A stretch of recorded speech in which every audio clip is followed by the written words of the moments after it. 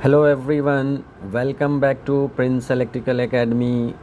आज के इस सेशन में हम 3 फेज़ इंडक्शन मोटर के लॉसेस, पावर फ्लो डायग्राम और ओवरऑल ऑपरेटिंग एफिशिएंसी को डिटेल में एनालाइज करेंगे। तो चलिए शुरू करते हैं।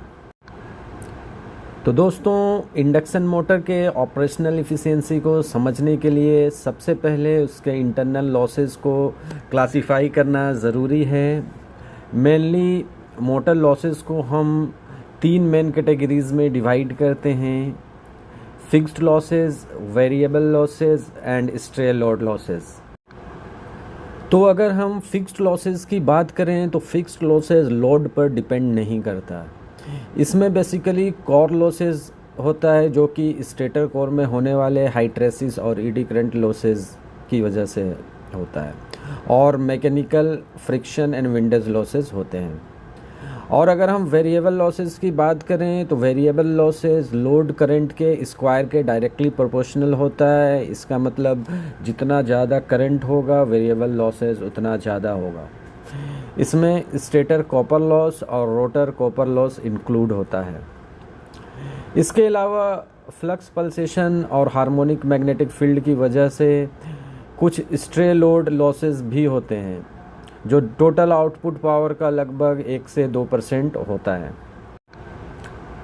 अब देखेंगे कि स्टेटर लेबर पर पावर फ्लो कैसे होता है। जब हम 3 फेज सप्लाई कनेक्ट करते हैं स्टेटर से, तो टोटल इनपुट पावर जो हम कनेक्ट करते हैं वो होता है √3 VL/IL cos phi।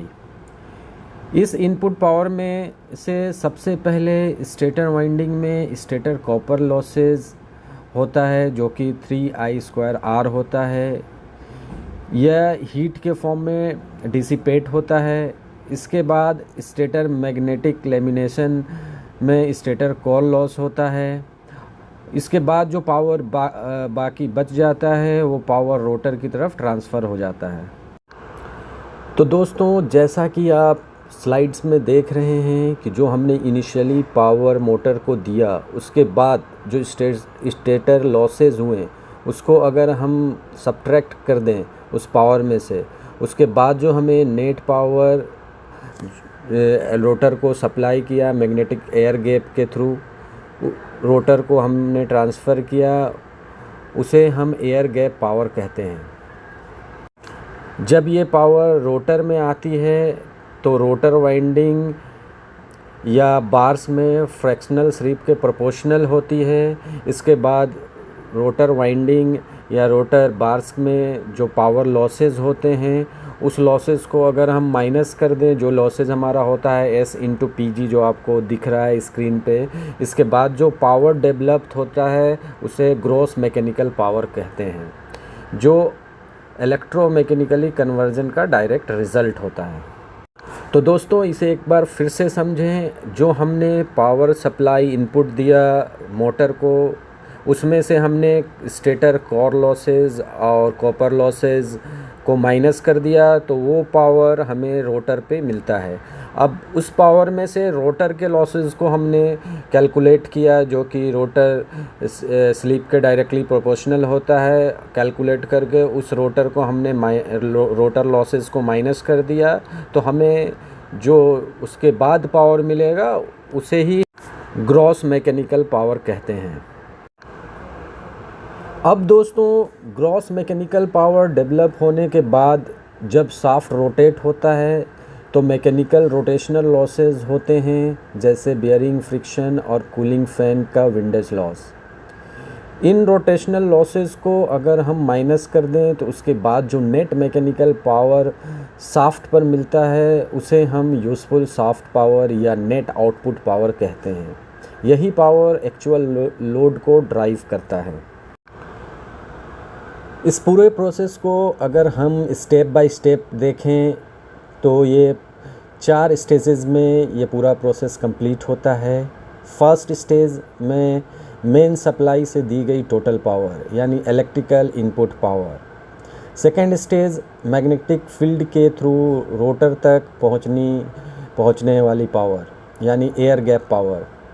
And third stage internal converted electromechanical power यानी gross mechanical power, and the fourth one is final mechanical output जो लोड को चलाता है यानी सॉफ्ट आउटपुट पावर।